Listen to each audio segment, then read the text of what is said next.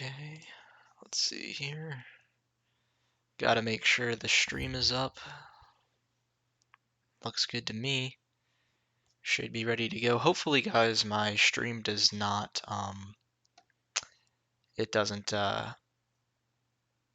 stop midway through the episode. I know yesterday when I was streaming, stream was cutting out, it was cutting out quite a bit. So hopefully that doesn't happen this time, but, you know, you can never, there's not really too much I can do about it. I don't really know why it's happening. It doesn't happen, it happened a couple weeks ago, and then it wasn't really happening.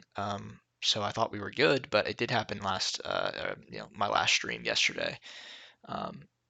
So hopefully it doesn't happen. But anyways, guys, welcome to the pod.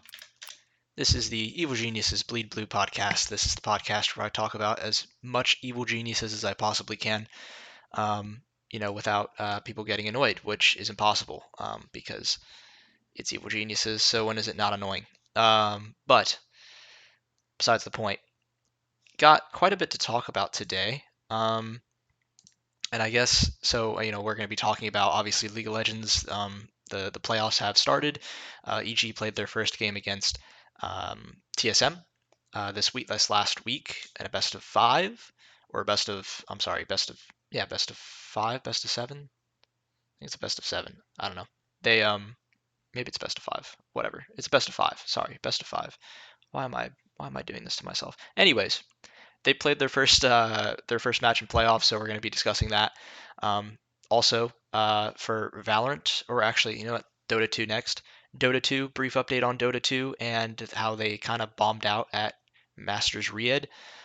So just kind of touch on that briefly before jumping into some Valorant, some game changers updates. Obviously, that event has been going on. And EG didn't do particularly well, or at least not as well as I had hoped. So we'll talk about that as well. Potentially, some Richard Lewis has kind of hinted that, well, okay, I say this, he hasn't reported this or anything, but this is just, he happened to notice this on Twitter. And it's legit. So we'll see what happens. It might be a sign of things to come, but potentially some management changes at EG. So we'll kind of just briefly touch on that. Nothing serious, nothing official yet. But if it is the case, I'm very hopeful that it's a step in the right direction. And then obviously Kurrent's going to join me for some Counter-Strike. EG CS:GO has been playing in the CCT North Europe Series 6. They played Arc Red on Saturday, and today on Sunday morning they played against MIBR at the time of recording. And actually, I'll just briefly mention that sets them up. They had to play against they're playing tomorrow against the winner of Bad News Eagles and Team Spirit. Team Spirit won that best of 3, so Team Spirit is going to be playing EG tomorrow. So we will be discussing that. We'll be discussing the run at CCT, things we've seen, and I'll discuss at the very least kind of what things I think they've improved on since Blast. But yeah, and so without further ado, guys, let's jump right into the first topic, which is going to be LCS playoffs. LCS playoffs. If I could spell, that would be awesome. I can't spell. Oh gosh, it's rough. It's a rough day today. It's a rough day today. So briefly, LCS playoffs, guys. So the playoffs has begun. To clarify or to remind you guys, this is for a spot at Worlds. So there's 4 spots at Worlds. The top 3 teams will, so the 2 grand finalists and the winner of the lower final, I guess, will basically they get a spot straight into the group stage of Worlds, and then the 4th team will get a play-in spot at Worlds. So you want to be in that top 3, but worst case scenario, yes, you do want to be top 4, but you typically don't want to play in the play-in. EG had to do that last year. They did make it out. They beat, who did they beat? Mad Lions. It was Mad Lions that they beat in the play-in, and they ended up going into the World's group stage, but preferably you'd want to avoid that. So hopefully that doesn't happen this time. But I will say the first series was against TSM, and going into the series, I honestly thought we were going to 3-0 them or 3-1 them. I didn't think it was going to be particularly close. We've never struggled against TSM. Sure, Insanity has been pretty good this split, but Jojo Pyun has pretty much diffed him every single time he's played. So I really wasn't worried about TSM at all. In fact, I wasn't really encouraged to even watch the game because I just thought it was just going to be a blowout. Um, and it was not a blowout. It went all 5 games, to my disappointment. They lost game 1. EG came back. They won the next 2 games, and then TSM won game 4, and then EG pretty handily won game 5. I would say it wasn't really that close. Um, I'd say the games that EG won were pretty convincing for the most part. But yeah, I don't know. Game 4 in particular is the one that still lingers in my mind. It felt like they kind of just threw the whole game. Like they just, a lot of the people that I was listening to didn't really particularly like their draft. And then on top of that, just the way that they were playing, it just wasn't very good. It didn't look very good. It just looked like they were not, the chemistry wasn't there. They weren't playing the way that they should be. Um, and the games that the EG did win, I would say it was mostly Jojo Pyun and Revenge. Jojo Pyun and Revenge were pretty much like the hard carries for this team, and they are the hard carries for this team. But I would say JoJo has definitely been the known quantity there in terms of being like the best player on EG, while Revenge has been good, sometimes great, but not as consistent as JoJo. So it was really nice to get some really great games out of Revenge, and he looked dominant in some of these games. He actually got Player of the Week, so yeah, he played pretty fucking well. I have concerns over Unforgiven. It just didn't seem like he was like, they weren't really winning their matches in bot lane. It just, I don't know. It just didn't feel. I'm not convinced by that lane yet. With Unforgiven and Ayla, I struggle there. I feel like that's the weak part. I think jungle is hit and miss. I mean, I think Armeo was really good. Shaden has looked decent. He's looked pretty solid. I'm not as worried about jungle. I'm more worried about our bot lane. I feel like our bot lane is kind of bad, and I think that against a team like Cloud9, who we're going to be playing in the upper bracket on, I believe, like Wednesday or something like that. Yeah, I'm just Berserker is Berserker.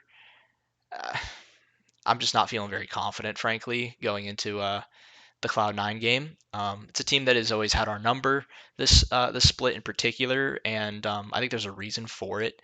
I think Cloud9 is just, yeah, they've got a lot of talent on their team, and EG, it's pretty much the JoJo show. Revenge has done his part, that's for sure. He's definitely in that kind of, hey, okay, well, we can get Revenge and JoJo Pion doing really well. Maybe we can not be as worried about the bot lane, but it's just, yeah, I think it's just one of those times where it's like I think EG's going to struggle against teams that have really, really good quality players. Like I think when they go to if they go to Worlds, they're going to struggle because what happens when Jojo Pyun isn't the best mid laner on the server? You know what I mean? Like it's going to be tough. So yeah, I'm not 100% sure about where to feel with this team. They did win, and I felt like the maps that they won were somewhat were pretty convincing. I'd say the last match was the last map, the last game was convincing, and I thought game 3 was good as well. But like, yeah, I don't know. Just some I have some concerns because I didn't expect TSM to get 2 games and they did. So it makes me a little anxious going into the Cloud9 game. Especially because if EG does lose against the Cloud9 game, because it's an important game. If EG beats Cloud9, number one, that's a great upset, but number two, that confirms their top 3 at Worlds, I believe. Or maybe it doesn't confirm top 3 at Worlds, but it confirms that they're going to Worlds nonetheless. So that's nice. But if they lose, not only does it mean they're not confirmed to go to the Worlds, but on top of that, they're going to, I believe, play the winner of 100 Thieves and Team Liquid. I might be wrong there, but if that is the case, I don't particularly like that. I wouldn't want to play Team Liquid. I know they got kind of stomped by NRG, but I would like to avoid Team Liquid in their first lower bracket game if we make it to the lower bracket. I'd prefer avoiding that team. So, yeah, I'm a little anxious. I'm a little anxious about the playoffs. I'm not too sure where this team's going to be. I don't know if they're going to make Worlds. I think they have the caliber to. I think if I had to if you had to point a gun to my head, are they going to make playoffs? I would, or are they going to make Worlds? I would say yes. I think they're a top 4 team in the league, that's for sure. But I just don't know with these matchups how it could go really good or it could go really bad. And I think there's a reason Cloud9 picked this side of the bracket. I think they know that they typically own EG pretty well. And they have struggled against NRG for some reason. But stylistically, I guess. But you know, uh, yeah, it just seems like not a fun matchup for EG going into this week. So maybe they'll surprise me and they'll win, but I do expect a loss here. I hope it's close. I just want it to be very competitive, but and obviously I'd want them to win, but it's tough right now. I'm not sure how I see this team. And I think we're really going to understand where this team is at, their identity, how good they actually are, and all this during this playoff run. Like you're going to find out really quick, hey, maybe this team was just a good regular season team, but when it gets to the pressure games, they can't hang. Or maybe they'll make it to Worlds and they'll look really good. They'll be Cloud9, in which case maybe we'll go, hey, look, they've really shown that they can step up after that shaky first game against TSM. Or maybe they make Worlds, but they scrape by, and it'll be like, all right, yeah, this team is pretty much the JoJo show with revenge on the side, and if they play well, they win, and if they don't play well, they lose. Who knows? So it's going to be interesting to see kind of how the playoffs shape out, and just kind of seeing what happens. But I would say that first impressions are that I'm a little bit anxious overall about the playoffs at this moment in time. So let me know what you guys are thinking about the LCS playoffs and EG's performance versus TSM, and if they can handle Cloud9 in the next round. But yeah, that's kind of my thoughts on the situation. Moving on to Dota 2. Dota 2 has been not fun the past couple times I've talked about them. This is a team that was one of the best teams, is one of the best teams in terms of ranking and points in the world. But for the last event or two, I would say this event, this Riyadh event, and then the previous major, they've looked pretty terrible. And I say that not knowing everything about Dota 2. I can't analyze their games. I don't understand Dota 2 to that level. But just looking at results and looking at how they're playing, in terms of like their results against a lot of these teams and paying attention to the group stage and stuff, just seems like they're struggling right now to find their form, which is strange. A team that this team's been very consistent so far this year. So to see them struggling like this is a little bit worrying, especially as we're getting closer and closer to the international, which is coming up in a couple months' time. So I'm pretty nervous about this. But last time we weren't sure if they were going to make the playoff stage. It was kind of up in the air. We thought maybe there'd be some tiebreakers. Who knows what's going to happen? They ended up tying for fifth/sixth place with PSG LGD in Group A. They went 7-7, both teams. So they both confirmed their spots in the lower bracket of the playoffs. They went to the playoffs. And both teams, PSG and EG, got beat 2-0 and are out of the event. So, in fact, the finals is happening right now with Team Spirit and Team Liquid. So I bet that's a really banger matchup. Those are both really, really good teams. So actually, Team Spirit beat Team Liquid in the upper bracket final 2-1, which, funnily enough, if this was the same best of three format, Team Spirit would have won the grand finals as well because they're up 2-1 right now in the series. But it's a best of five, so I believe, yeah, it's a best of five, so it's still going on. But TL actually beat Team Spirit in the upper bracket. Team Liquid played Talon, beat them, and then went back, is now in the grand final playing against Team Spirit. But that's besides the point. The point being, EG not looking good right now. Yeah, very concerning. I'm hopeful that they can turn it around. I hope that I think Nicole caved in and gave them their sports psychologist that they were asking for. So I'm really hoping that that helps. But it has kind of seemed like ever since that news kind of got released and has been talked about, and the players were requesting it and whatnot, that like the team's performance has kind of dipped, which is just very strange because the team just had it's like not too long ago had their best performance at a big event. So it's just, yeah, it's just really confusing, and I hope they bounce back. I really do. This is a team with they haven't made a grand finals yet at an event. They haven't gone that far yet, but this is a team that's been consistently at the top. I'd say people probably expect EG to be some kind of like dark horse team to win an event slash like a gatekeeper at the top. If you can beat EG, you're probably a decent team type of thing. Although, granted, they past two events haven't showed that. Losing to Aster, who immediately goes to the next round and loses. They haven't really shown that performance, that gatekeeper type level, um, but they are capable of making a grand finals if they're playing at their best. So this is a team that could genuinely win TI if they're playing at their best. TI is always crazy. TI is an event where it just seems to be getting hot at the right time, and so I worry that EG is cooling off, you know, right before the big event, and that they might have hit their peak too early. So yeah, it's concerning. It's a little concerning. I'm not gonna lie. I'm worried for them. Hopefully they bounce back. Hopefully they look like the team that they were at the beginning of the year, and especially leading into the midway portion through the year, where they were literally a top three team in the world, competing with Team Liquid and Game and Gladiators for that. Just really really good teams, right? Speaking of which, just briefly going to mention Shopify Rebellion. Not looking good. Yeah, they haven't done too well either this event.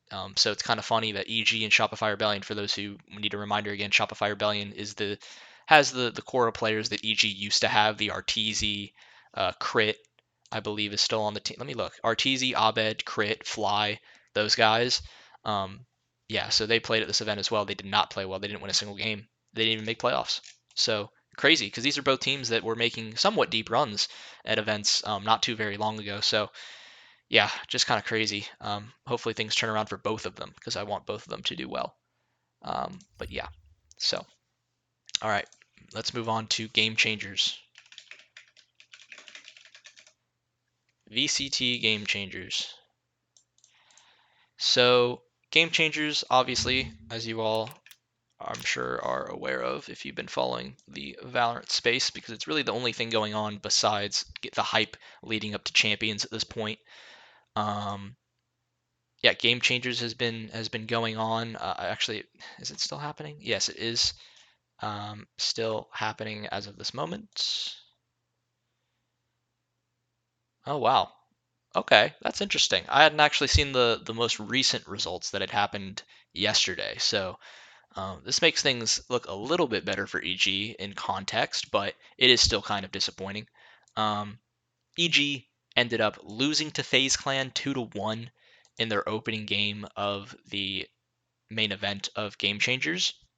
They lost to FaZe Clan 2-1. They beat FaZe dominantly on Pearl 13-3, lost Lotus 13-8, and lost Fracture 13-8 as well. On the maps they lost, seems like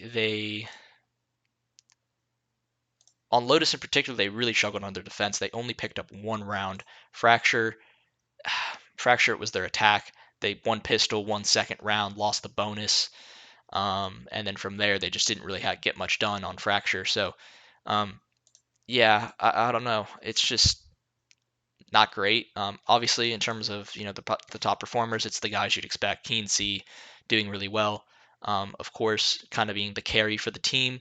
But yeah, just couldn't compete with FaZe. Pretty unfortunate, but close. You're thinking, all right, close series. Let's make a lower bracket run. This team's good enough to do it.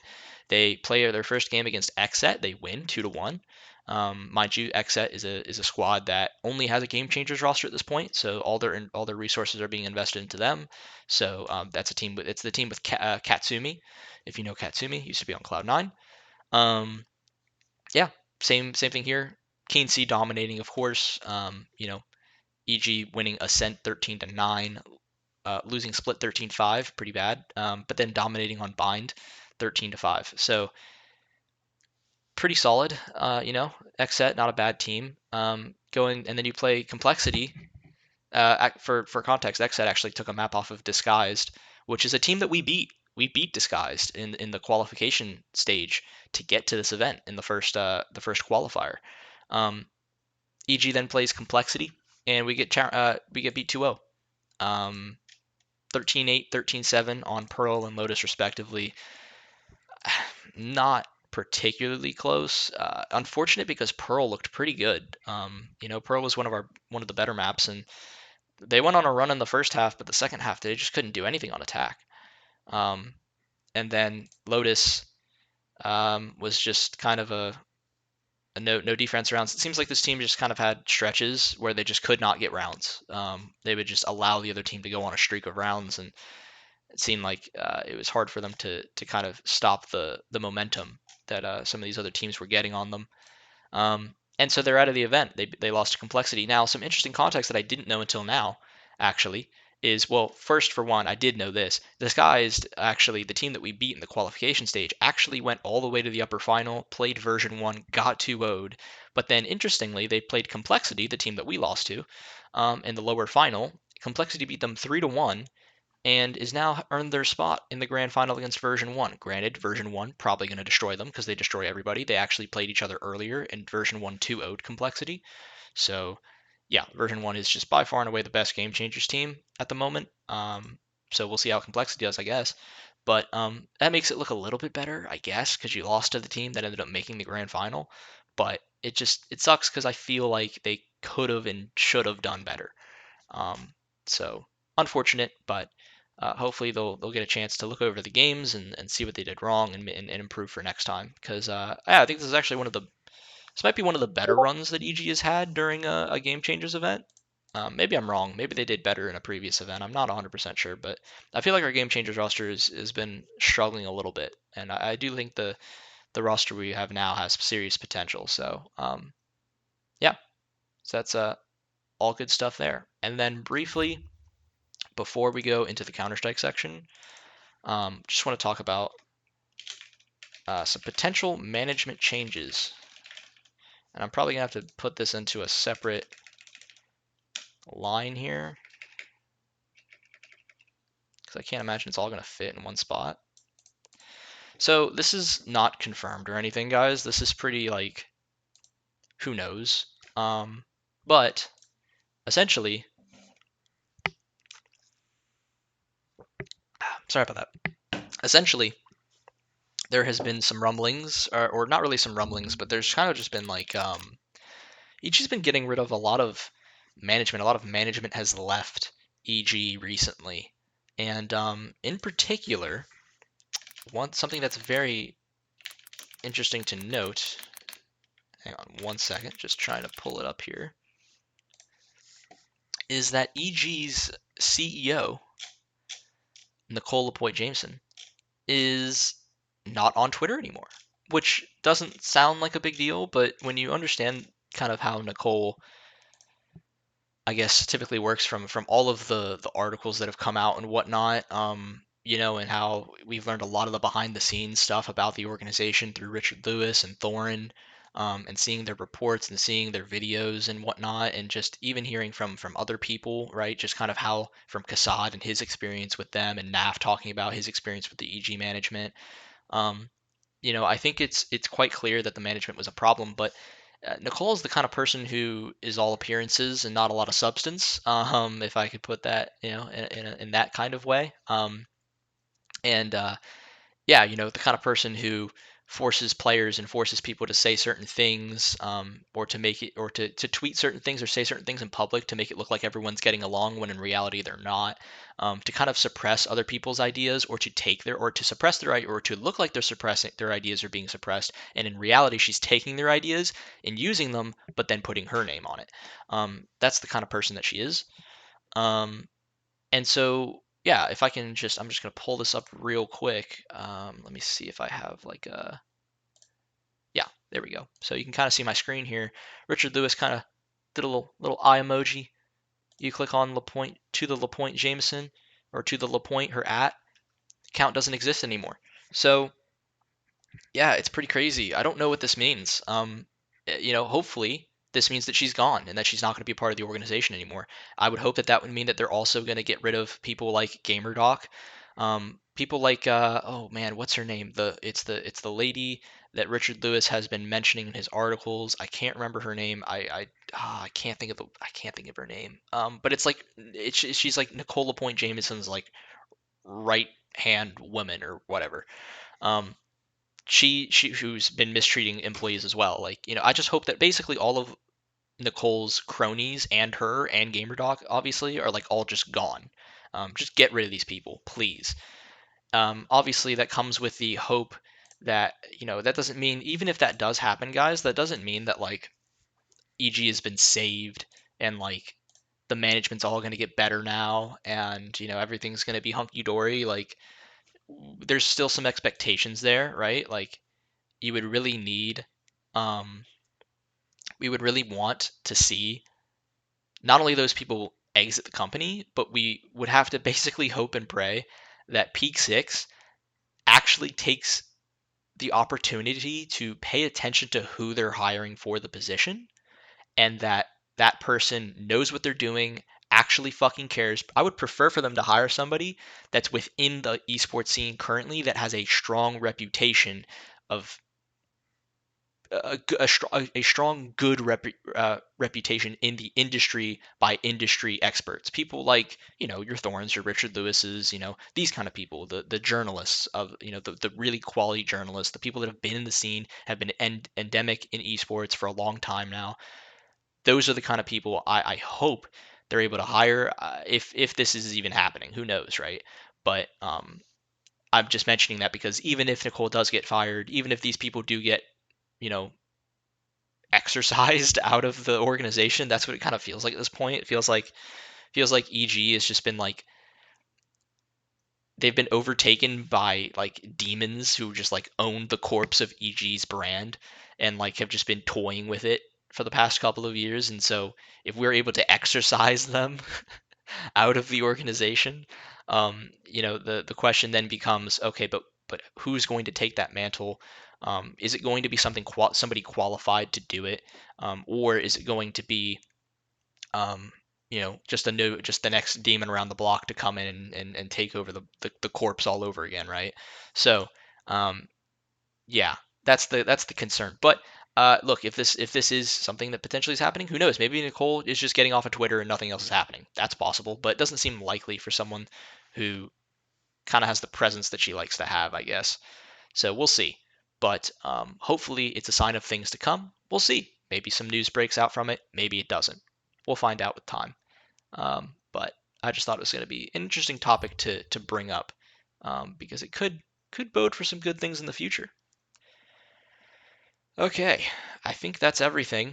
Um, so I think without further ado, we're going to get into the Counter-Strike portion of the pod.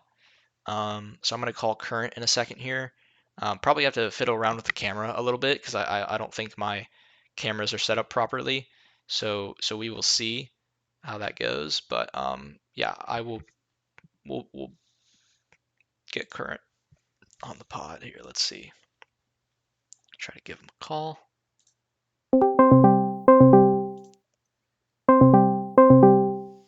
Turn off my camera here. Hello, hello. What up? All right, yeah, gotta move my camera. I gotta move all this stuff. Let's see here. We got this grid view.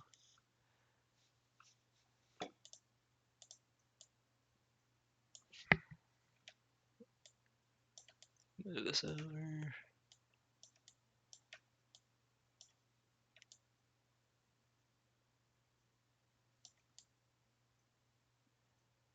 My camera not loading?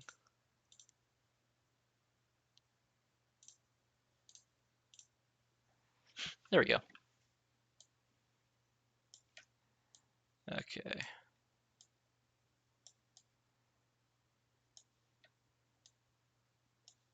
Just trying to move everything. It's always a mess with me. All right. I think this is good enough. I'll roll with this. All right. First things first. How you doing? Pretty How's good. uh how's About how's, yourself? how's, how's been your weekend? How goes it? Pretty good. Pretty solid. Not too much to complain about. Didn't think there was going to be as much news as there is, but there is. Yeah, man. There's actually been a decent amount, especially with EG playing. Um, Actually, so first thing I wanted to ask about while I was just talking about it, did you know about about Nicole deleting her Twitter? Did you know I that? did not know about that. And then Yeah. I saw Mnmzzz wrote about the EG director leaving as well. Yes. Yeah. Angles. Yeah. Yeah. Danny Ingles left as well. Yeah.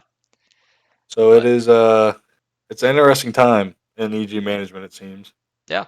Hopefully, it's a sign of good things. Obviously, I felt Yeah. bad for Danny. I know he's been dealing with some health things, so obviously, Yeah, he I feel bad with that unfortunately respect. what recently had like a heart attack, and Yeah, it sucks. luckily It's he's really bad. recovered fully. But Yeah. Hopefully, we'll be able to spend time at home and get better. yeah, Because that's always hard to hear about. But it is. um, I guess side tangent, still related to EG, but Right. something that I actually just found out today, actually, like not even an hour before I started the podcast, because I was watching.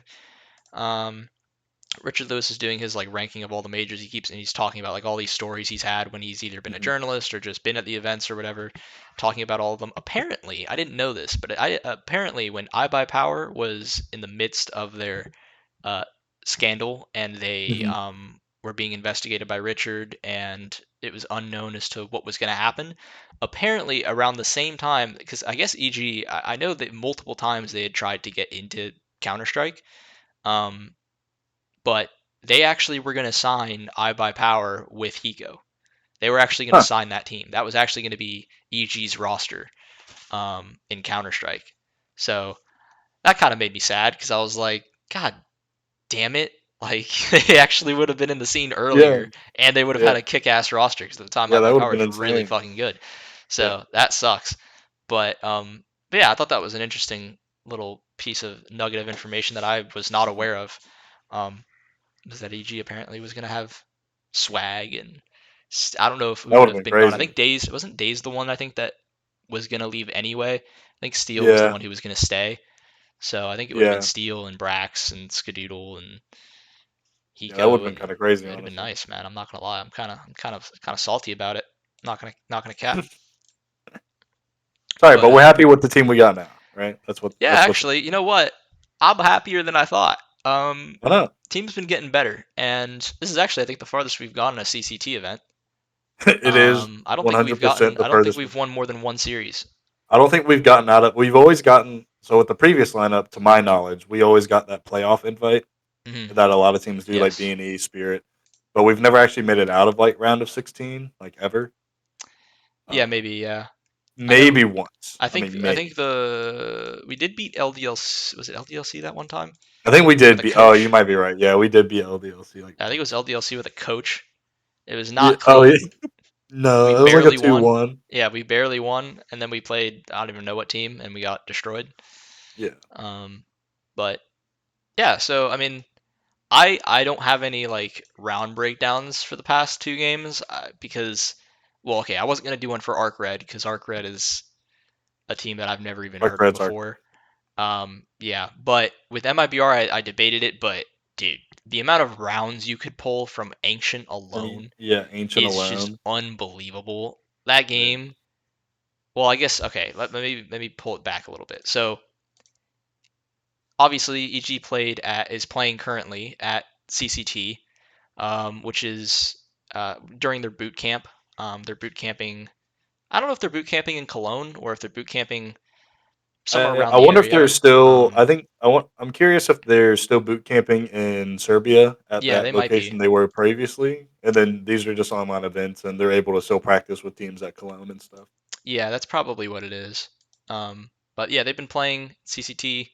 Their first game was yesterday against Arc Red, a team of people I've never heard of before. Like I said, Yeah, I don't think um, I've heard of a single one of these players. yeah, I was kind of worried. I was like, dude, this is just spells like the same. This is the type of team that we'd like Yeah, and it's somehow lose tough. to, and then get completely memed on. You know, Yeah, and it's tough because like you don't know who these it's a guys bunch of are, unknown so European it's tough to players. So play. like, Like these events are yeah, tough. Like these are really tough events to especially even when you find get. any success in. Yeah, it's debatably easier, I would say, to like prep and feel prepared for a team like MIBR or like Spirit Yes. that we're going to play tomorrow than someone like Arc Red that probably has little to no actual like tape or like Yeah. history, at least playing at like a level to where you can actually pull information from. Yeah. Exactly. Uh, Yeah. And I mean, they ended up winning, so we'll yeah, give they it to won them. 2-1. They were a little slow on Mirage, but they lost 16-14. I'm not really particularly worried about that loss. Like sure it sucks to lose on Mirage again, but like I genuinely just don't think that they were you know they weren't really. I think they mentioned after the game that they were slow, maybe a little nervous to some extent, but just kind of like they Right. just kind of started slow and they picked up later into the series, and I think it Mhm. showed. Like Inferno, they had a really good T side, Yeah. and their CT side on Inferno has looked really good, both today and yesterday. Right. Um, and so yeah, their CT sides looked really good, and so they kind of just closed out Arc Red pretty easily, and then I And then watched they almost Overpass. 16-0'd Arc Red on Yeah, Overpass. I was hoping for the 16-0, but I think I told you yesterday when they got to about I think it was like five or six to Mhm. zero. There was a point where I knew Arcred had fucked up with their money management, and it was like, yeah, EG's gonna go on a big half here. I didn't expect Yeah. 15-0, but was expecting a good half from them. And it Right. wasn't like a half where they were like struggling to pick up, like, yeah, it was 15-0, but like some of the rounds were really, really close. Like, not Mhm. really. Like, they pretty much had three alive every single round. Um, and then they closed that out pretty easily. In terms of what we learned, um, I guess we learned more about their map pool to some Mhm. extent with like, Agreed. hey, it's consistent at this point. EG's permaban is Anubis. They're just not Yep. playing Anubis. They just don't want I think all the other maps in the pool, you can tell, especially today, I think you found out, yeah, they're definitely trying to work on different maps. They're to. trying Mhm. to kind of become comfortable on a multitude of maps. So they've played up till this point, including Blast, they've played every single map that isn't Anubis, essentially. Yep. They've Pretty played every much. map at least once. So that's nice to see.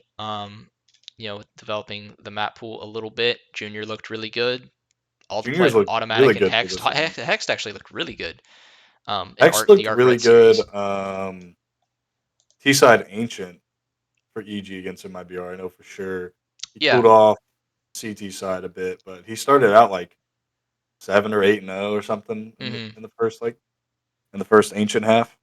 Yeah. The first of however many rounds, like 50 plus. Yeah. I've enjoyed his decision making. I feel like his decision making has gotten a lot better than where he was a year ago. And I Right. think it's starting to show in some of the performances. I think it Um, shows that he's just more comfortable under Walco as like that his as well. leader, as you Yes. call it, right? Like this role.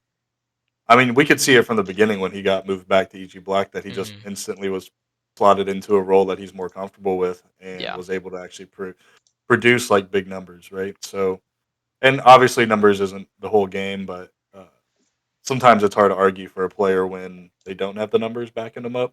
Right. That's why it was always like hard to argue someone like Enters with Cloud9, right? He didn't have the numbers, but from what we saw when they brought in Buster, right, they were kind of better off just having Enters. But Hex's numbers have looked good. It's good to see Junior. I think he's still missing. I don't know if it's just that stigma around Junior of him missing easy shots, but He it's does almost still every do it. time. It's almost every time I see him miss a shot, I'm like, damn. Like I feel like I would have hit that, He well, But he did have, I won't lie, he did have one in the MLBR game. He had one, I think it was closer to the end of the game where he was on B alone and they had done a mhm, really good job at A of like, they kind of over rotated, but they did a good job like supporting everybody and making sure like, hey, they can't hit A. And then Junior was alone at B by Coffins or something, and he just missed like two easy shots and they took the bomb site. They basically just had to concede the round. And it was like, damn. But like I can't I can't get that mad when the dude's posting the highest rating yeah, on the team, and he yeah. When genuinely dude's is like posting like been a really good. Like, 1.3 to 1.4 yeah, rating, you he's can't been like playing really well. It's just sometimes you're just like, God damn honestly, if we're it. getting like the plus. Like if we're getting like the plus 20, plus 30, like KD wise, like Junior every series, but he misses a few shots every now and then. I'll eat those Yeah, shots all. You know what I mean? yeah. If he's gonna be playing well, it doesn't hurt as badly when you're playing well. You miss those kind of shots Hmm. if you know what I mean. But it's If the he's able ones to where it's like recover, yeah, man, he's not playing too well and he's missing the okay. Well, then yeah, it's like that's where it it's kind of like the becomes Mirage questionable. game cat shot kind of thing. It's like, Yeah, you know, it just hurts a little bit. hurts.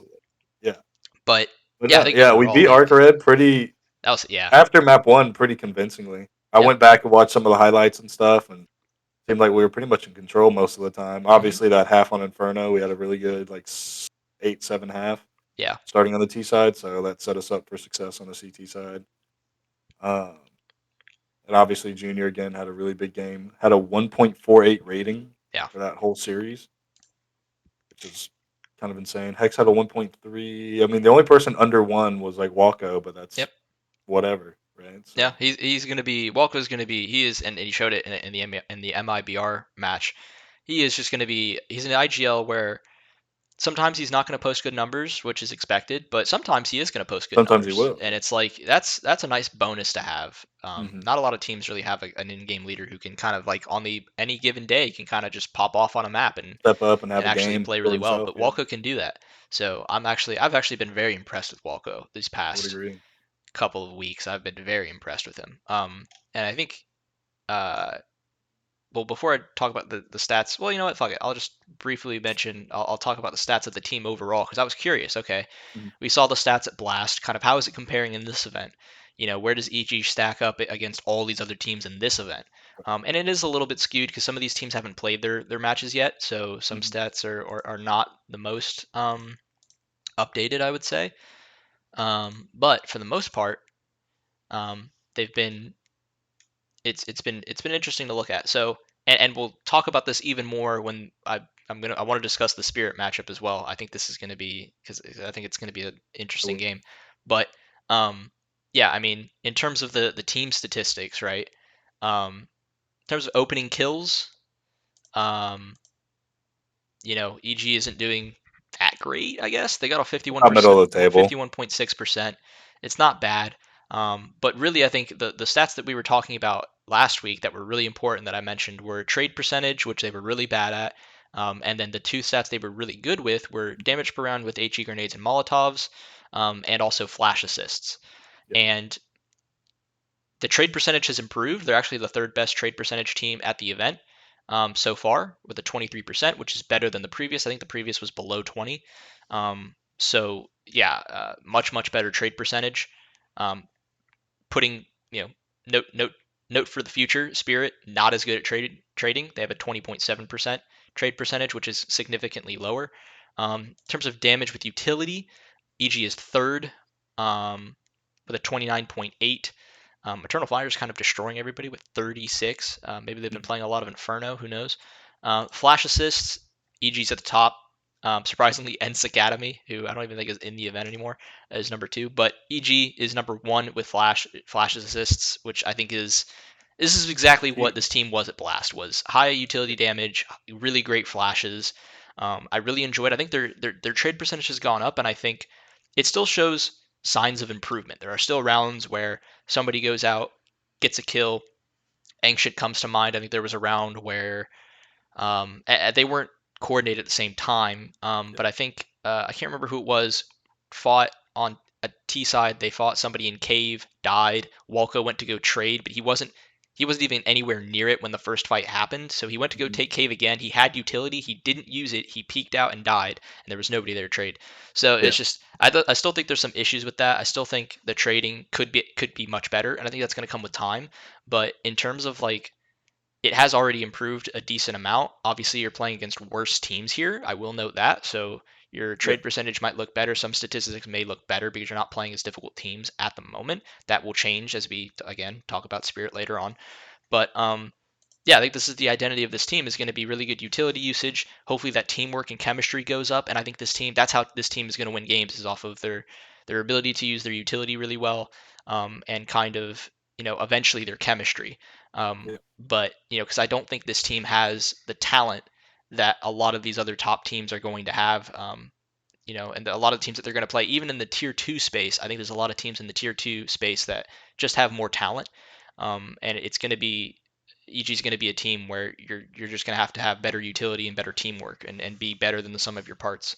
So Yeah. Absolutely. I think yeah, I'm looking at the stats here also that CT side our 4v5 like conversion percentage is like 48%, yeah, which I really have always kind of like the 4v5 percentage stat personally, just hmm because it shows how how to dig yourself out of a hole. calmly you can be with like losing that opening pick. And I think Hmm. it might be slightly skewed by our CT trade percentage being the highest.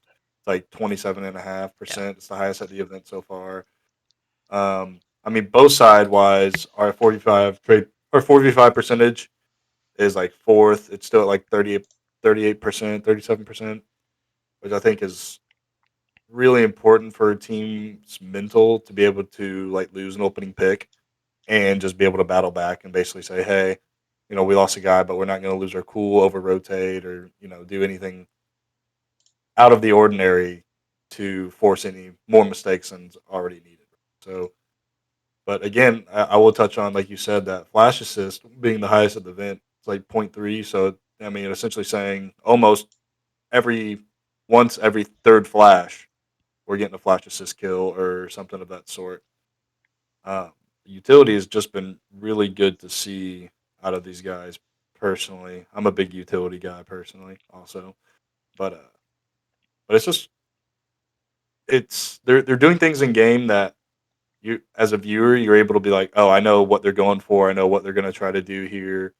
They're working this area of the map. So with the previous lineup, um, it was hard to do so in, I wouldn't say every round, but a lot of the rounds. I think it just had to do with the previous lineup's kind of play style of like defaulting, just seeing where they can get space, and especially on the T side, we struggled just because we never really hit that peak. Because kind of like what Valens and Vorberg both stressed on, that if it works, it looks like we're absolute fucking geniuses, right? Like oh my god, like the one ancient match, right, when we played Sprout way back. It looked like we looked really fucking good because it was working. But in terms of like longevity and consistency, just was never there. But it seems like this EG lineup is playing like a consistent kind of play style, and they just gotta start refining things at a certain point, right? They're finding their map pool against some tougher competition and seeing what's gonna work. Obviously, Anubis is out of the question. Thank God. Um, uh, but yeah, like you said, they've played what all the other 6 maps,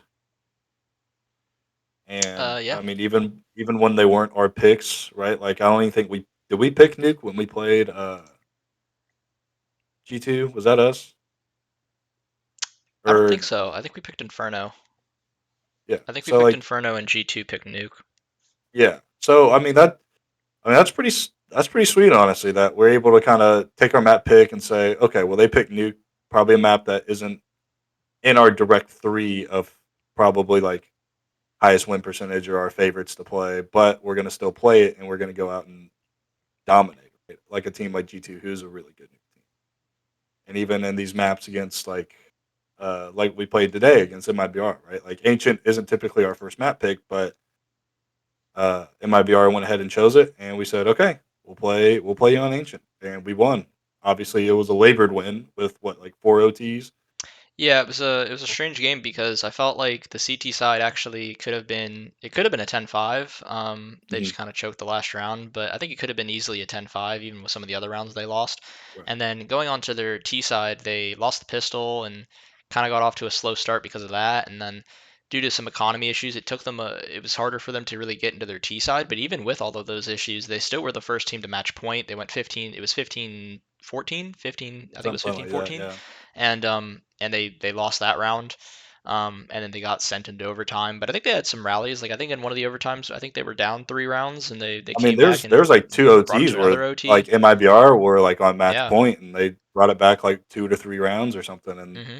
tied it up, and then we finished it in the last OT. Obviously, Yeah. I wanna preface this MIBR match with like this is a completely different It's a MIBR. good MIBR team now. Where people like I think last night we were talking, right? It's like, Hmm. man, I hope we beat MIBR or else we're gonna get kind of memed on. But then I kind of remembered, right? Like I looked at the roster of MIBR and I was like, oh wait, like maybe we wouldn't get memed on, maybe a little bit, but like this is not like a joke MIBR that they've had in the past with like Wood Seven and like all these like It's not other. just like Insani and then everybody else. Yeah, it's like you basically have three three Furia ex Furia players that play all had good time at tier 1 events. I mean, and then you have Insani, who's like the Brazilian up and comer, right? Who's like ironically with his name, he's insane. Yeah, he's actually really good. Um, and then Exit, right? Who's kind of just been a mainstay, like kind of floating player throughout Brazilian lineups, but he's been with MIBR now with Been there for a while, right? years. Yeah. Yeah, probably about 2 years almost. But I think he was also on that Sharks lineup that went to the major way back in the day. So Yeah, he might have maybe been. not. But Yeah. But like this MIBR team's no joke. It's Obviously, actually they've gotten some they're all serious new upgrades. to one of each Right. other, right? They had a drop in safe just like over that break. But I mean, those two players alone aren't anything to scoff at. BR is in, or man, I heard someone say his name. One of the casters said like Brezin is how Yeah, he it's weird. pronounced I it, think all but the I think I heard Maui Snake talk about it one time how nobody knows how to say his name, or like people have said how to say his name, but it's just yeah, like it's just really weird. yeah. So yeah, Uh, but he's a good player. So I mean, this MIBR team's good. So like this was like an actual value win in my book, right? yeah.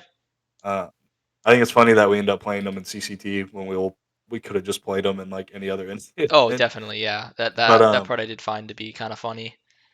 yeah, I mean these are two really good wins. Honestly, I think Ancient maybe broke in my BR a little bit. I think going that deep into any match and then end up coming out losing, especially when if you're in my BR where you had two OT match points and you just can't close it out like that's mentally pretty tough. And again, we had a good Inferno T side. I mean, it was 7-8 this time, but to get anything plus 5 T rounds on T side Inferno nowadays is pretty solid. I know Inferno in itself has switched a little bit more towards 50-50 and less CT, but it's still CT sided. And the fact of anything above 5 is probably considered pretty decent on Inferno at a tier 1 level. I don't know if Yeah, this I'd would say be so. considered a tier 1 match, but Yeah, yeah. Who knows? I do I think mean, they these could are have both had hungry a. teams. So. Yeah, I think they could have easily had a harder path. Looking at some of these teams that were playing in the first round, they easily could have had Oh, for some more sure. difficult teams they could have played against in these first two rounds. But I think the MIBR win in particular is a solid win. At least it's a nice benchmark to kind of see where EG is at the moment. Mhm. Um, and nice to have a 2-0 as well. Um, but yeah, I guess without further ado, kind of discussing. Well, actually, one quick stat I want to mention before we talk about Spirit is I did take a look at the T side. Yeah, the T side trade percentage is pretty terrible. Um, so we're at 19% T side trade percentage. So it seems to be, I think, and that's something that you can tell when you watch the games that this is the case. Is that their CT side has Yeah. looked really solid, but their T side could use some work. I'm still seeing some times where they're on their T side, they a little bit too slow to decide to go into a bomb site or to make a Mhm. decision on something. Sometimes they're very decisive, but other times they're not. And when they're not, it tends to kind of bite them in the butt. They tend to be a little bit too slow, and then it makes them predictable. But on their CT sides, I've really enjoyed watching their CT sides from a teamwork. They're very cooperative. They know how to set up properly and like very quick decision making. Hey, I'm throwing this flash for you, and just stuff happens. And like people are just trading really well Mhm. and coordinating very well. So I think the CT side is not really the issue. I think the T side is where the problems come into play. Right. Coming up against a team Spirit that seems to be the opposite, where their T sides are very strong and their CT sides are where they struggle. And I'm just gonna say this Team Spirit team. I know some of you all haven't heard Team Spirit's name in a while. This Team Spirit is a fucking good team. They are They're nasty, criminally dude. underranked in the standings at the moment.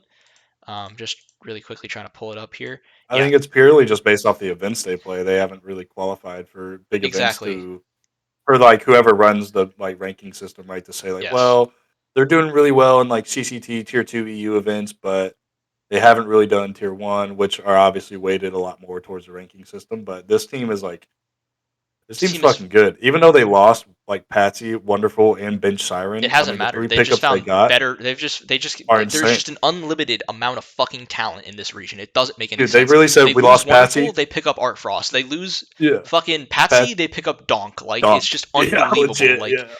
this team is insane. Like this team is really fucking good. So I am actually worried about this game. I actually The think only one I if I didn't had to know about predict, was I would like say Spirit's gonna Zontix. win. Yeah, Yeah, like the only one I didn't know about was Zontix, but like looking at him now, I'm like, he's solid. I feel like I should have known about this guy. He's pretty solid. You Yeah, know. this team is scary. They beat Bad News Eagles, not a bad team by any means. They beat them 2-1. Was it today? I think. Yeah, it Yeah, was that was today. today. So yeah, this is going to be a tough game. This is going to be a really tough game. Donk, for those who don't know, is a fucking headshot machine. This dude is insane.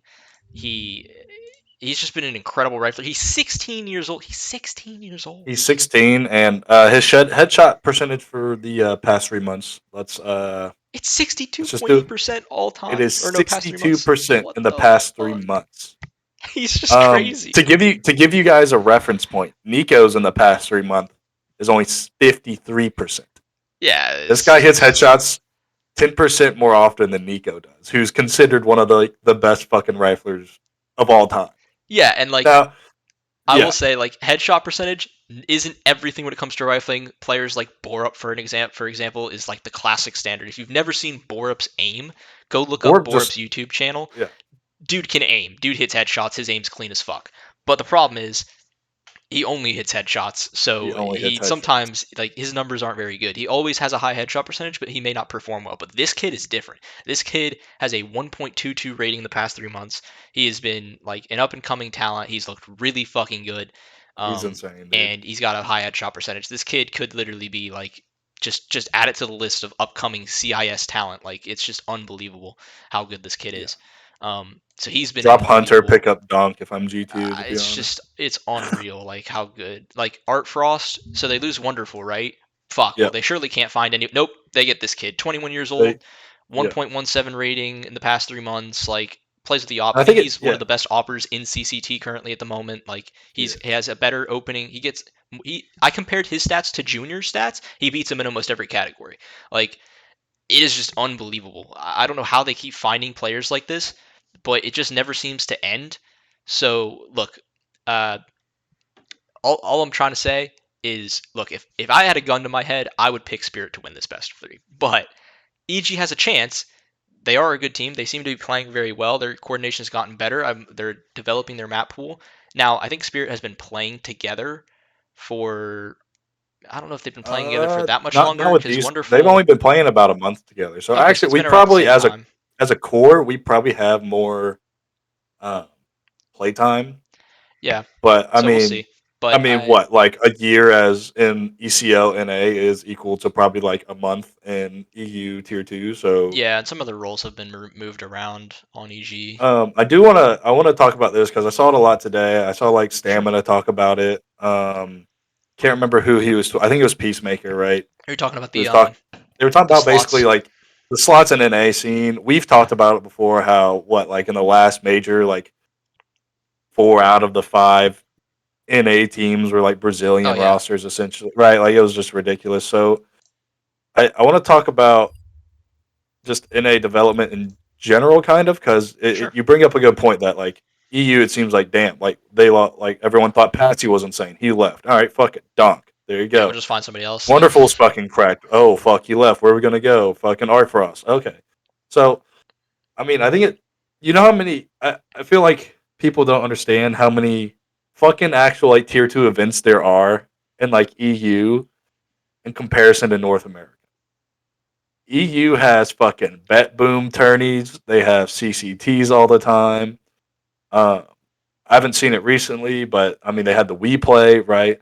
I mean, so like Donk, Art Frost, and Zontix, even I think, right? Yeah, I think he was Also, also there. they're all part of like Spirit Academy. Hmm. Now, there's a reason that like you don't see NA academies nearly as much at all. Really, not anymore. Right now that Black got bumped up, there's no NA academies anywhere. Is purely because of the lack of available tournaments to do so. Yeah, Right? People always talk about like the practice. People always talk about scrims and like work ethic and NA and stuff. And I don't really understand if I don't really see if that's the case. Right? In my opinion, it's like it's hard to have motivation when you know you only have one ECL match a week, or maybe two, or something of that nature, right? It's like, sure. okay, well, I have one ECL match against a bunch of unknown like NA like ECL players, a team that just got randomly pugged formed together. Where do I have the motivation to play? You know, EG's off in Europe. You can't do that. You can't scrim against Team Liquid. You can't scrim against Complexity. So at that point, it's like you have Nouns, you have ATK, or what used to be, you have M80 now at least, but Hmm. like the amount of like legitimate tournaments that are held for NA is so low that you don't have motivation besides ECO. And even NAECL is like kind of a joke in comparison to EU, right? Sure. So I think development in EU is so good because of the amount of playtime and the amount of events that are given to these players. And I think Stamina had a really good point that like in NAECL, even when take away EG Black, Nouns was like one of the only, I think, I guess Nouns and MIBR, right? But were some of the only salaried players in all of like ECO. But then you look at like EU ECO and it's like, well, they have, I don't even know, I'd have to look. I'm sure the Spirit Academy players are probably maybe not salaried, but at least get shit paid for in the sense of Yeah. fees. Yeah. But I'm not sure. I can't even look up Spirit. But I mean, think about the caliber of teams in NAECL right now. It's like you have Nouns, M80. I can't even think of anybody else right now that aren't like a Brazilian roster. EU ECL has Apex, Spirit Academy, who was like really good at the time. Now they've dissolved or they're looking for like more filler players. They had Monty, they had One Win, they had Saul, they had Sprout, they had Nine, Eyeballers, K23, Fours, Movistar Riders, even though they've kind of fallen off, right? Endpoint, Falcons, Big Academy. You have these teams that are like all like well known teams, right? It's not like, I mean, Big Academy qualified for Cologne. right. Um, but in the sense of, I feel like I'm ranting, but just in the sense of like known teams that are like known to have like good competition, it's kind of just insane. You look at unless you're from NA, you don't know who Take Flight is. You don't know fucking Limitless. You probably don't know like Fluffy anybody on Fluffy Aimers. You probably don't know Wildcard. It the level of competition in the EU is just better, and they have more events. So that's kind of my piece on Yeah, I think NA. I think a lot of it just comes down to the fact that there's just not events in NA. Like you got to think back when the scene was a lot better in NA around 2019 or so. You had Flashpoint in North America. You had Flashpoint was DreamHacks. You had, ESL Pro League back when that was still a thing in NA, right? You had the sick. Mountain Dew leagues. You had even just more events in general in the states. You had like the Blast events that were in like Miami and stuff. Like they were Oh, just dude, like popping like up all over Blast the place. LA, that Blast, Yeah, yeah. you had ESL One New York, which is an event that I really wish they would bring back. And just in terms of like, I felt like ESL One New York. I don't think IEM Dallas holds this like the same I think they're trying to prestige. make it too. They're trying to They're make it maybe trying to do to, so, but just like unfortunately, but it's Dallas just not just the doesn't same. have the same like. It doesn't feel like a. It's It doesn't it's have the also in pull a of like a really Cologne bad or a timing. Katowice. Like I think Yeah, yes, it is also at a really bad time, but I think like New it's right York was after one the of the major events every time. where ESL One New York winning that always meant something. Like It did. it was probably the biggest North American event when it was in place. When So it EG just won ESO won New York, it that was shit cool. was fucking. It was insane. Yeah, Like, and people were like, okay, like this is a team. yeah. So like But I like just you see a team win IEM Dallas, and it's just like, okay, yeah, like and Cloud you're Nine right. won IEM Dallas, that was it. Inch Yeah, won IEM Dallas, and it was just like, now nice don't win, get me and let's wrong, move it's on. still like a really good team, but it's like, are they going to go out and win Blast Final? Probably. Yeah, Are they so going to go win Cologne? Probably. You it's know what one I of mean? those where it's like I think it suffers from bad timing. I I just think agree. the venue is just it's just I listen. This doesn't benefit me. I would rather go to Dallas because it's closer. But like, I do think IEM or ESL One New York it would be IEM New York probably, but it was a bigger event. But I do think the problem with NA is a lot of it is just not having events. I think ESL. I think everyone knows this at this point, but getting rid of Pro League kind of just destroyed the whole NA scene. That with the combination of Valorant coming out and COVID being a problem, it Mhm. just the culmination of those three things just kind of killed off the scene. I think we're seeing a resurgence actually. I think Wildcard has looked pretty good. M80 has looked really good, and also they're obviously getting paid, which is nice to see. I That is think really nice. Forsaken is a team looking at their creation that like just looking at the players a part of that roster and the coaching staff and whatnot. I think that's a roster that could very easily, hopefully, maybe one of these Valorant orgs might say, hey, look, Valorant's not looking like a great investment in the tier 2 space at the moment, but maybe we can pick up a Counter-Strike team because Right. somehow, some way, Valorant has fucked up their tier 2 scene so bad that it actually might be a better investment to invest in the tier 2 Counter-Strike North American scene, which Sure. doesn't make any fucking sense. But that's how bad they fucked that up. So I think that's a possibility as well. I think the scene is getting better. I think some of the players maybe are starting to realize now. I would like to say, like, I think when I saw the thread, I think by the end of the thread between the two of them, I think they're kind of on the same page in that I think they both would agree. Okay, sure, let's add, or let's have more slots for South American teams, but let's also not have South American teams Teams participating in be in North our American slots. events. I Yeah. think they both agree with that, so that's kind of what I took out of the whole thing by the Yeah. end. Um, We've but always like, said that SA, like South America, especially Brazilian, just dominates NA slots yeah, when it comes to like teams that don't already have like qualification. Right, like, Liquid already had like a stage qualification. I think even I don't know if Complexity did, but yeah, and like I will what we say I don't have understand the so argument many of slots. like complaining about like, oh well, it's actually hurting the Brazilian teams by being in North America because the practice is shit. Well, it's like, okay, well then go back to South America. Yeah. Like I don't know Okay. what Then you want, don't station but yourself in North America. You like, know what I mean? you Like know what I mean? Whatever. But like in terms of the NA scene specifically, I think like there's some promise. I think there's some talent that's getting better. I think people are starting to realize like, look, man, if you're really fucking good, like you can go to a major. Like you actually have that opportunity. And Valorant isn't looking like a promising prospect anymore. I think with CS2 coming out, you're going to see a lot of tier 2 or tier 3 North American players potentially make the switch back over to Counter-Strike. Um, it's just natural. It's just been what's happening. I know Hiko has been streaming obviously in CS again, which he used to do back in the day. As well, Steel's come back a little bit as well.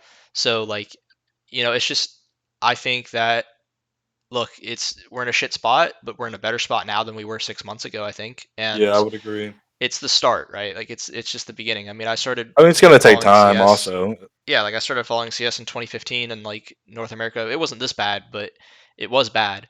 Um, but I think it's just going to take some time. And yeah, I think there needs to be more events in NA. I think hopefully with the I know it's not happening until like 2020 fucking 5, but like when the major system gets redone and the majors are going to happen at the end of the season instead of at the beginning or in the middle of a season. hmm I think that will definitely help. Kind of potentially maybe the TOs might be able to have more events in NA, which would be really really nice. I don't know what they can do about having a league. Like I think unfortunately the way that the partner system works, there's never going to be an ESL Pro League specifically for NA again. Like that's just not going to happen. no. Maybe ESL could take one of their other companies that they own, like a DreamHack, and do something with that specifically. hmm Create something under that banner. I don't know. It does suck that ESL, for some reason, they've taken all of this money and promised that they were going to have basically like more events and more opportunities than before because they have all this investment, but now have seemingly taken away a lot of tier 2 events. Like DreamHack was doing a shit ton of tier 2 events and a shit ton of tier 2 lands, and those don't exist anymore. And I can't Nope. help but feel like ESL has the control and the power to be able to add those things back into the scene, especially now that COVID is going away and isn't really as big of an issue as it used to be.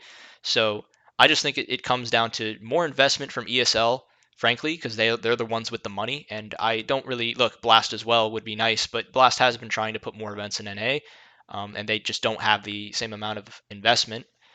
They don't really even have much of a space, frankly. The group stage of the fall and spring group stage is widely regarded as a joke. The fall and spring finals are widely received as a joke. The global final is like kind of important, but not really because it's in fucking Saudi Arabia and nobody even can go to those events anyway, so the fucking crowd looks like shit. Look, Blast is kind of fucked out of the scene basically, and ESL knows it. So I think it has to come from ESL, and it's whether or not they actually give a shit about the space, Yeah. which frankly they have not shown in the past to show that they care. So Yeah. I until a think what new would be play comes really back or cool something, we're kind of just fucked. is if Thunderpick can keep it up to see if Thunderpick's a Thunderpick good could a good start. Yeah, could put one of their lands. Shout out to Thunderpick. I yeah, mean, they're doing a good we've job. always kind of joked with Thunderpick, right? Yeah, But now it's like, dude, there's going to be 4 NA teams in that World Championship, guaranteed. yeah, Because there's two. There's like NA series 1-1, like both people qualify, and then there's a second series like qualification where another two NA teams will qualify. Yeah, when is that? That will I be know the first one ended with late MAD and, August. and Wildcard, right? Yeah, MAD and Wildcard went through on the first one. The second one will be late August. Gotcha. And then Heroic and Ints are already invited. The other 6 teams have yet to be determined. Uh, the Europe Series 1 is going on right now. I mean, they haven't even announced if it will be a LAN or if it will be online. It'll be really whack if it is online. I feel The like World that's Championship super. event? Yeah, the World I'm pretty sure it's Championship. a LAN because I thought I saw. I mean, Yeah, again, unless this has changed, I thought there was something where they were sending the NA teams to an EU boot camp before the event. I think you're right. So I Yeah, think it's a LAN. which again is like really sick of them to do. Don't know what the quality's Um, gonna be like, but hey, at least it's a fucking LAN. but hey, at least it's a LAN, dude. I mean, I'm surprised. I wish like Fragadelphia had more funding because like even though that isn't like even tier 2, it's like dude, at least it's another event for teams to go to. The amount of events is just kind of silly. And like you said, dude, like Blast is going to Saudi for the World Final. Gamers 8 is going to be in Saudi Arabia for the World Final. Shit, the major's gonna be in Pro, fucking like China in like what's your 2 years opinion or on some that? The shit. fact that That it's do gonna you be in think China. do you think Asia should get a major before NA does, Well, or even like Australia, right? I'll say that. Look, I think if you're looking at it from a competitive, like how competitive the regions have been standpoint, you would obviously like to see Australia probably get a major in the sense that like, look, NA's had two. Right, is it two that they've had? Yeah, Yeah, I we think they've had had two. They've had Columbus Atlanta and and Boston. Oh, well, actually three then. They've had Atlanta, Columbus, and Boston. So they've had Well, I don't three. know if was Atlanta an actual major Yeah, or was that yeah, it just was an a major. event. Yeah, I went to it. Then I might be tweaking if Columbus might not have been.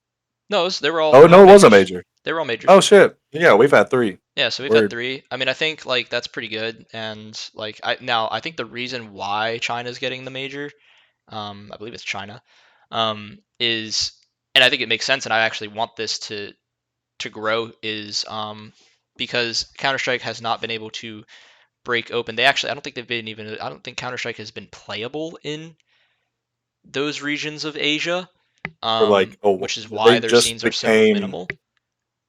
like it Um, was very recent where they were I think Valve allowed to just is now allowed to it release their yeah. games there or something like that. Well, it was whenever the like the market boomed with all like the Yeah, Chinese investors was whenever Valve was officially allowed to release CS:GO in China.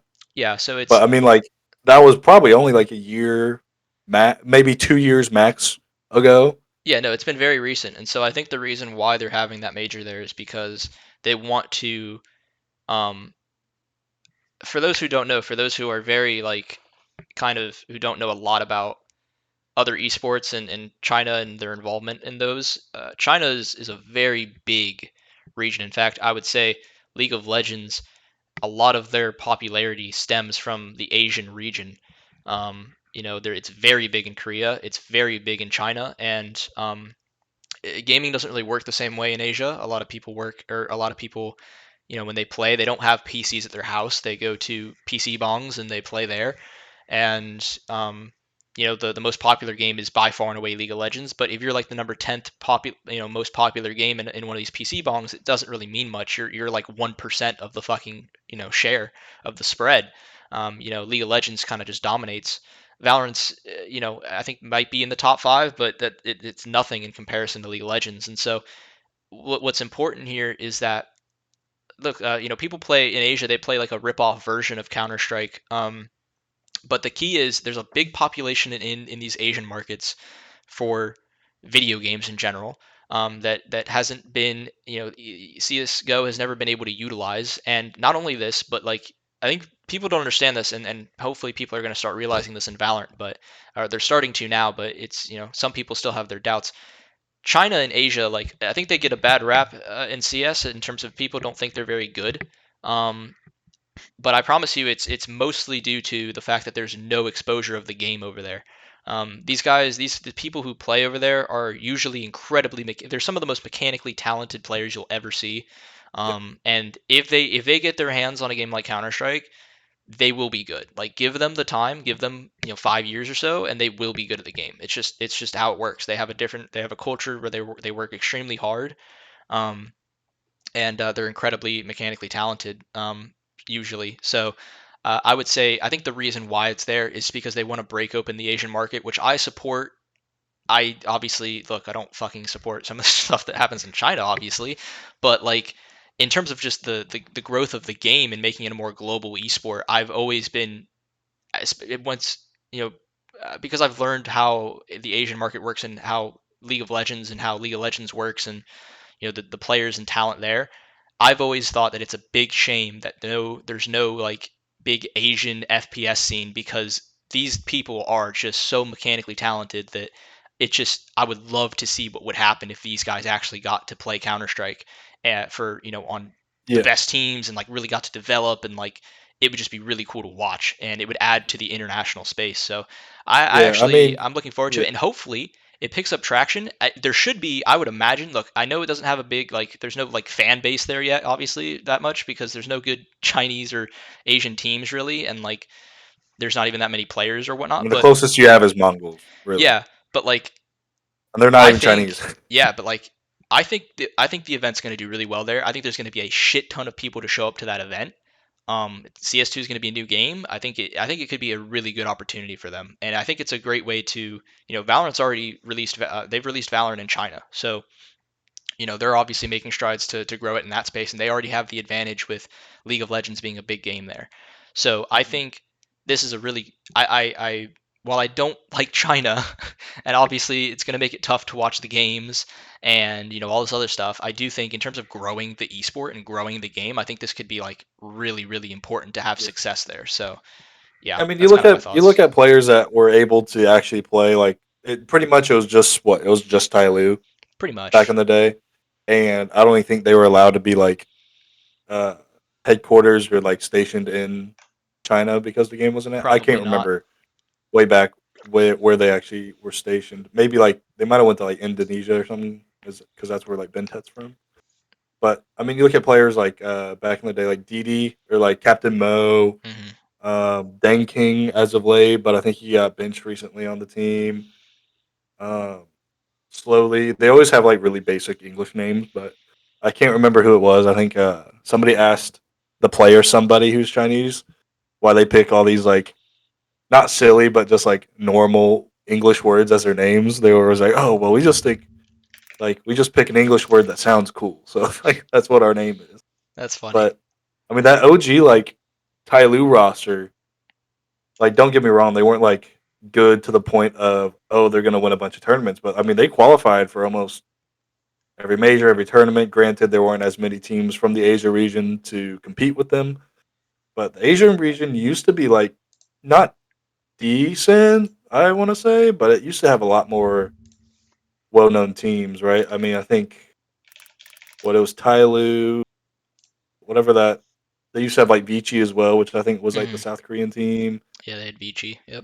But now they just have Mongols and like Rare Atom. Rare Atom's like their Yeah, Chinese yeah. team. Ray Adams been an interesting team, but yeah, I think a lot of those players kind of either moved away from CS because it just obviously it's not really sustainable for them, and then also some of those players have moved to Valorant, which is what I wanted to mention, which is that like if you guys don't believe me that like some of these players are like actually cracked out of their fucking minds, like we're scratching the fucking surface. Like if you guys haven't seen EDG in Valorant, like look up Kang Kang. Dude is absolutely fucking nuts. He's from China. The game had, mind you guys, uh, he played at a world championship event recently, right? A couple months ago. Mhm. The game hadn't even been released yet in China. Game hadn't even been released yet in China. They're playing in that event. Kang Kang is fucking unbelievable. This team made a deep run at the world championship. Well, I mean, not the world championship, but an international event, which for Valorant doesn't happen very often.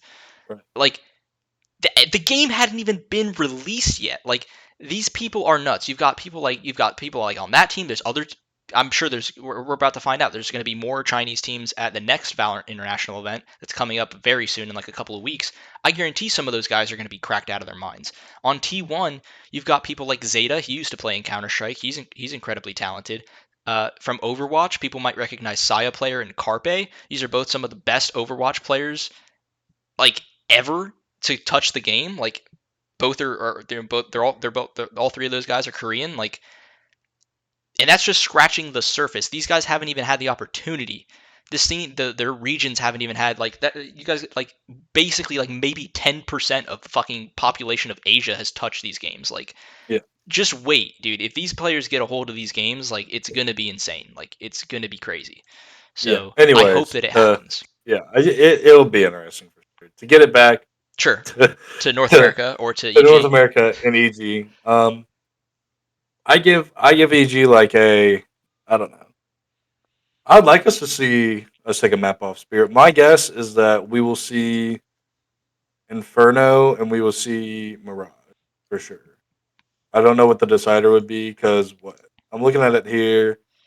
Obviously, we're permabanning Anubis. Hmm. Spirit permabans Ancient. Um, and then we're gonna pick Inferno. Spirit will probably pick Mirage, Yep. and then we might get down to a decider of. I mean, it's you have Nuke Overpass Vertigo left. Spirits played Vertigo the most, but I don't know if they don't have the best win percentage on it, so they might not want to go that route. And I think EG's second ban is typically Vertigo, but I'm not entirely sure. That might be a bit of a guesstimate. Um, Yeah, I'm let's just see. taking a look here as well. Uh, Um, maybe not. yeah, maybe. Let's see. Who do they play on Ancient? B&E. They might play. It might be Ancient, honestly. Might be a an Inferno Mirage Ancient series. Well, no, because Spirit will permaban Ancient off the bat. Oh, am I looking at maybe their previous roster? Yeah, Well, when did this happen? but again, that is the previous round. Well, they I'm not played entirely sure. they beat B&E on Ancient. Did they? Yeah, they beat B&E on Ancient today. Huh. Nice. It might not be updated. I'm just on the Spirit versus EG match page. Oh, okay, So gotcha. so it might. Oh, it's because you have to have the percentage isn't popping up because you have to have like 3 maps played for a percentage. Oh, gotcha. Yeah, So they do have one map on Ancient, which was today, and they beat B&E. yeah. But I think those three maps might be a possibility, or maybe EG surprises us and goes for a nuke or an overpass. Who knows? yeah, I wonder if they want to try to play into like the fact that Spirit isn't the best overpass team. If Spirit struggles a lot on the CT side, I'm curious if EG's thinking like, well, we might be able to abuse, and RT side might get a boost on overpass, and our overpass CT side we can That's pretty good. hopefully Yeah. hold them right. So maybe they'll go for like an overpass pick over Inferno, and then leave Inferno maybe as like a decider, having like 2 strong maps that they're comfortable with, so they kind of feel like they win the map pool, right? So Yeah. um, I don't know. I think depending on the maps, we could possibly get a map off of Spirit. I Hmm. think purely off of. I don't think we're gonna beat Spirit in a mechanical sense, like at all. No. I don't think we have a shot. But if we're able to keep up our statistics that we went over early in the podcast of like really good flash assists, if we keep our like trade percentage on the upward trajectory, right, and fix some timings and positionings and like missteps, like as a team we could beat Spirit. Yeah, I think this But team like if we try to just pound for pound go 1 for 1 and beat them mechanically, we're gonna get smashed. And I think that's gonna be a good. I think that's gonna be a narrative for this EG roster in general is that we're not pound for pound gonna beat a lot of these rosters. We have to do it by like making good T side calls and having good team play. yeah, So and I if we think can do like that, we have a chance. yeah, I think I if EG plays their game, I think honestly, I think I'd be leaning towards them winning the series. Yes. But I think it kind of just comes down to how the team's playing, how they're coordinating, how their chemistry is. I Hmm. think that's going to be kind of the deciding factor for EG because if they can do that well, I think they can win the series. I actually would probably put them to win the series if they're able to do that. Because I have really enjoyed their team play when it's been on point, and their utility has been really nice to watch. But yeah, I mean, I think the problem obviously is you got to worry about any of these Spirit players just popping off. I think obviously that's the other X factor is just if Donk, Art Right. Frost, and Magix have incredible maps, it's going to be really tough to beat Spirit. Right. If they struggle individually, then you've got a decent chance. So they're not an unbeatable team by any means, but I do think No, they are underrated considering they haven't really played at too many dude, events Donk yet. is And 16. That is so yeah, crazy. he's I'm still thinking 16. about that. Yeah, it's What were you crazy. doing when you were 16, Ricky? I wasn't I not wasn't not getting a playing 68. international I wasn't playing tournaments. international Counter Strike with a 68% headshot percentage against decent tier two teams. That's for sure what I was not That's doing. for damn sure. I was not doing that at Yeah, 16. yeah, only in my Jesus, dreams. dude. I will say quickly, NeaLan had that interview with Mnmzzz, Yeah, right? yeah, Or yeah. That was a funny interview. Yeah, that was a funny interview, that honestly. was We don't have to cover it much. I think it was just it showed how very much three-word answers. Very much disconnected. like I don't even know what the fuck happened. I'd love to know. Like, Yeah, I think it showed how disconnected like the management and the players actually were in a lot of team decisions. Because if it happens once, typically it happens all the time, right? yeah, Like odds are. So I'm sure.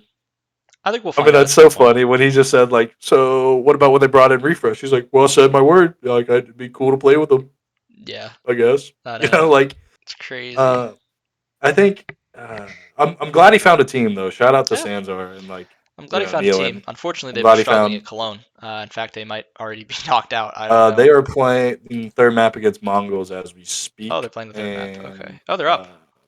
they are up. Yes, Huh. they are up 11-4 There you go. at the Good for them. half. They had a really good T side, so shout out to Nealon. Yeah. I'm gonna be keeping an eye on Nealon. I like Nealon. Oh, He's a for nice sure. guy. When I spoke to him in Dallas and everything, so but no, I think that whole interview just showed how disconnected it all is. I'm curious if how other teams like run their decisions. Hmm. Because obviously, in let's say like the traditional sports, right, you have GMs that just make the call. Maybe they get some input from their from their head coach, or maybe like one star player, right? If you have like someone like LeBron on your team or something. Hmm. But it's mainly just the GM making the calls of who are they going to sign, what do they think how how everything's going to work. I don't think that works as much in esports, Counter Strike specific, as people would think. So it makes me just curious on how team decisions like this are made in other organizations, right? Because we know, being EG fans, we've seen it all the time that talking to specific people and staff, uh, that Valens and kind of the higher ups just kind of make the decisions, and that's it. Yeah, you can say your word, but maybe we're not really even going to consider it Yeah, they because don't we really think give them a lot of power, in which doesn't really yeah. make much sense. Yeah, so I'm wondering if other teams say like a phase or say like a spirit or someone like that, if it's really just the players the players' ideas or thoughts are weighted more in other teams.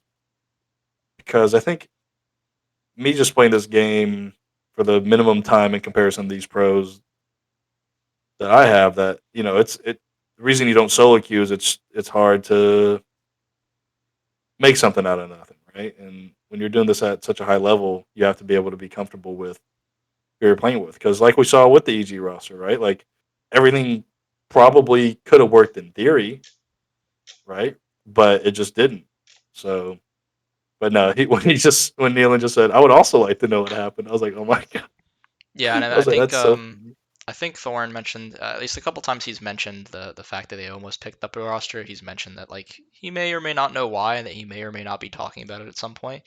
So I'm sure we'll definitely find out eventually what happened and what actually happened, which I'm very interested to find out because I was very critical of the whole situation from the jump. So yeah, I'm very interested to see Yeah, what really happened and what was actually going on. I mean, I think we obviously can have our own theories about what we think was happening, but I think like yeah, it'll just be an interesting thing to find out what the truth actually is and what yeah. discussions were happening I and what mean, was how going on. close do So you think? Yeah, I mean, it really comes down to, in my opinion, like how close were these deals really, in like that sense, right? sure. Like, or like how truthful were a lot of these reports of, oh, Jax is on a verbal agreement with EG, but Sure. we've seen that 1,000 times, right? We've seen that NAF was in talks with EG when his contract. We saw that Valde way back in the day, and Masuda made verbal agreements with EG that fell through. So I wonder what either the reporters or wherever they're getting their information from, what is considered like a verbal agreement, right? Because even we're apparently close to getting electronic when almost the entire CS scene was like, that's idiotic. If you're electronic, you should just go to a Russian team in Cloud9, and that's exactly what happened. Yeah. Um, I don't know. I think it's. It'll be interesting to I see what happens. Yeah, I'd agree. I would agree. All right. But Well, I think that's everything for this week. I can't think of anything else. I think we've pretty much covered everything. I would agree.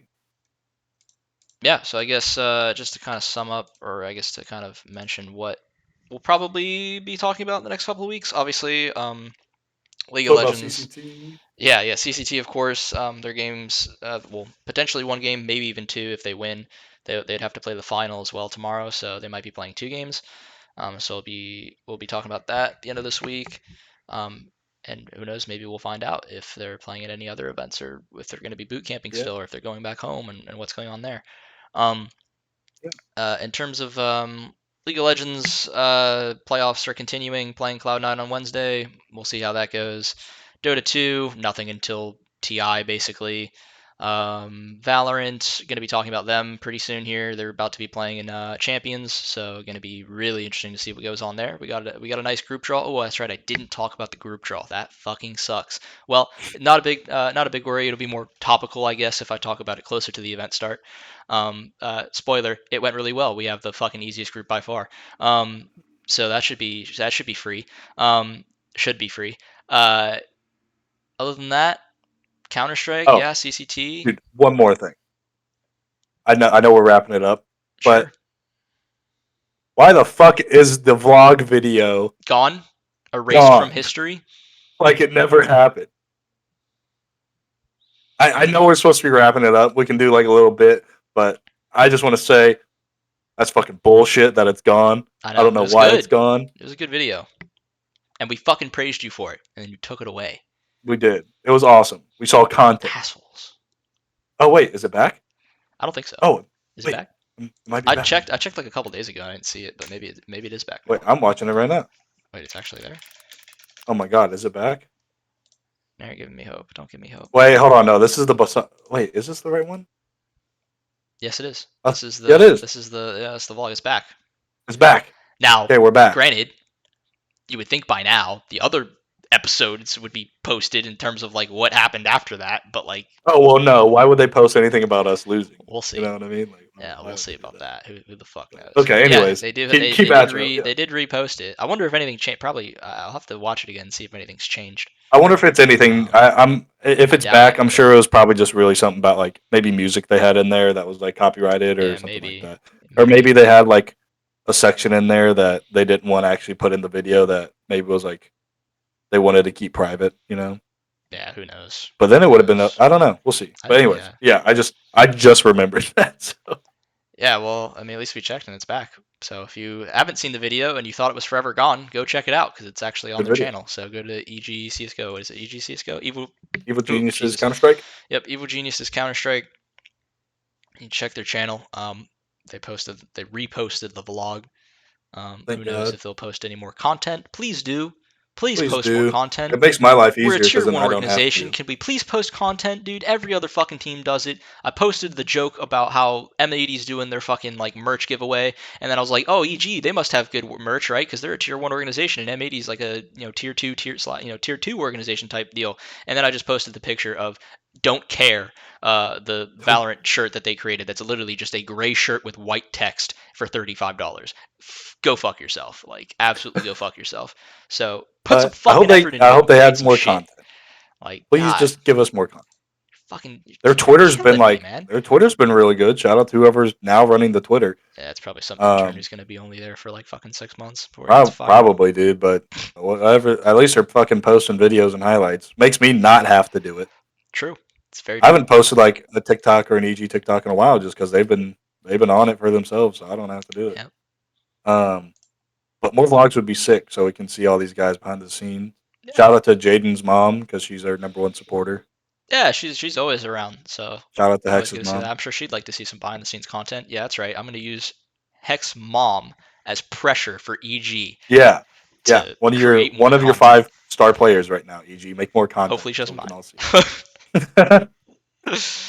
Create content. We want to see the content. We're fans for a reason. We want to know who these people are, not just as players, but as people. It's common sense. It's common marketing. Get it together, people. Hex streams. At least he streams. Shout out to That's Hex.